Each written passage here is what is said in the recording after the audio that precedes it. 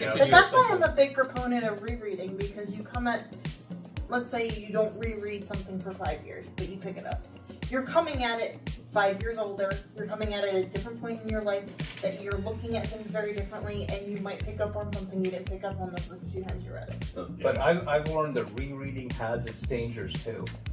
Like, as you saw my breakup video with Sword of Truth. Sword of Truth. Right? Oh, man. When I was much Harry Good younger. Time? Yeah. When I was much younger. High school brain Okay, loved those. I love that series so much, I named my kids after characters from those series. Nice. Right? And when I first read it, I was like, oh, I'm so in love with this series. And then I decided one day, you know what? I love that series so much, I should reread it. That was a mistake. Yep. That was a mistake, because over the years, as you read more, you get more well-read. Your taste evolves, your understanding evolves, your life philosophy evolves, right? And so going back and rereading that, and I realized, I don't like this series. Yeah. In fact, I'm starting to really not like this series. Wow. And, you know, I was thinking, it's like, you know what? No. I love this series. I'm just going to finish it again because I loved it once. Just let me get through this and we'll spend this last little time together before I break up. Yeah, for the version of yourself you loved, you kept reading. Exactly. I will one more thing I'm going to tell you. You're going to save yourself a lot of time by reading the first 10 books of Malazan and then going for a reread of the whole series instead of reading book one over and over again. Because trust me, like, seriously, 3 times in a row, why haven't you moved on to you're books? going to get It's so because much. there's still shit I don't understand. Like, how long did it going take you to. to get to do the first read to the second read? Did you finish it and then automatically reread it, or did you wait? No, I waited. Okay. I waited. But you will get so much more from reading Gardens of the Moon again after You've read the after rest, the series. because it provides context front and back. Yeah, like even after book 2, book 3, book 4, book 5, I already wanted to go back to book 1. So just get through the series. Oh. Yeah.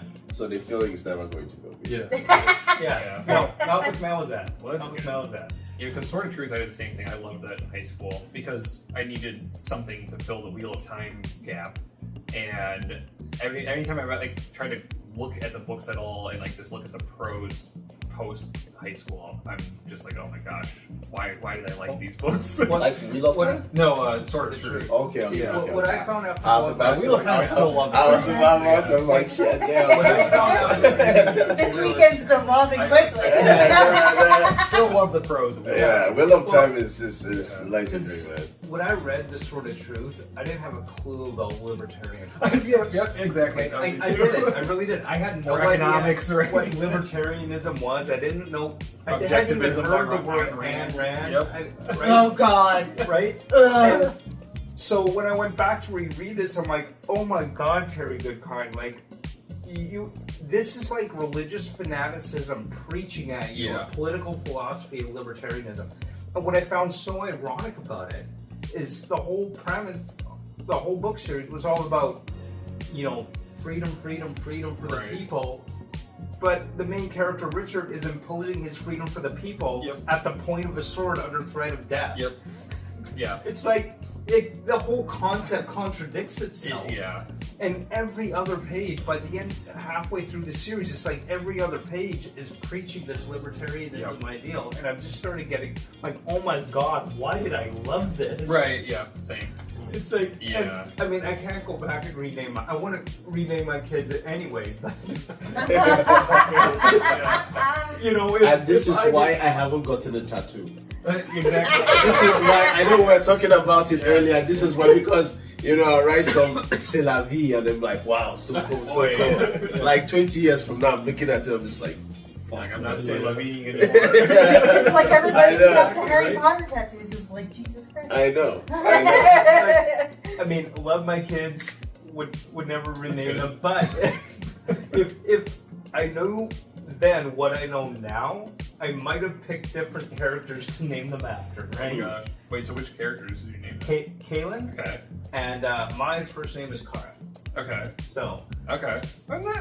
She at least was a good character, I think, throughout most of it. well, Kara in The Sword of Truth is a badass. Yeah, she is. And Caitlin's a badass too. Yeah. Did you read, so like, irrelevant of the Sword of Truth 11 books, did you read the Omen Machine and like the Yeah. follow-up books? I read the Omen Machine and I did not particularly care for it, but I had Stockholm Syndrome at the same time. Or not Stockholm Syndrome, I had some cost fallacy going on.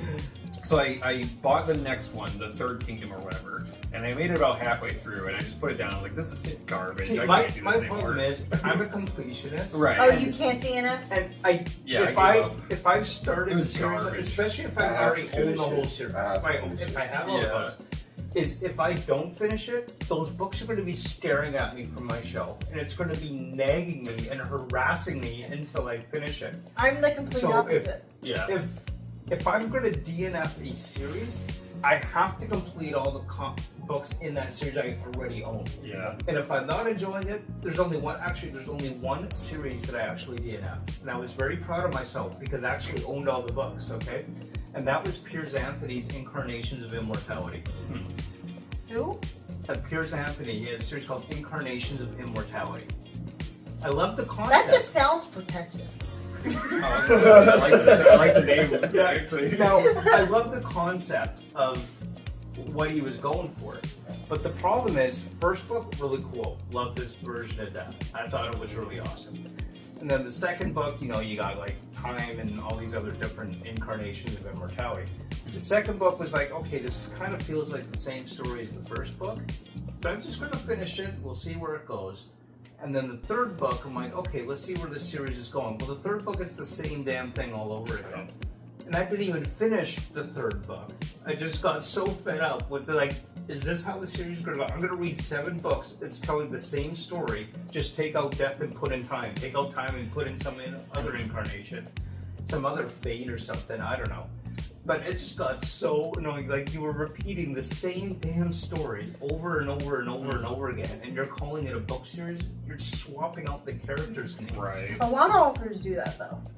So it's like the one book that like I read before that I can't read now. Even like I'm almost for the kid that loved that book so much. I'm not gonna use the word embarrassed, but I wanted to say it so you know how I feel. But basically, it's like that was a thing. But like basically, it was Aragon, right? Oh my gosh. So I read Aragon Yeah, before I read Wheel of Time. So But I see why Aragon was people like, love it. wow. me too. No. But like, after I read Aragon and I was preaching about it, and I'll find people telling me, okay, this is the same thing as the Wheel of Time. Like this was plagiarism, like all that stuff. And I hadn't even read Wheel of Time at the time, but I would argue because I loved Aragon so much. And then I read Wheel of Time, and then I tried to read Aragon again, and it was just How old were you when you impossible. read it?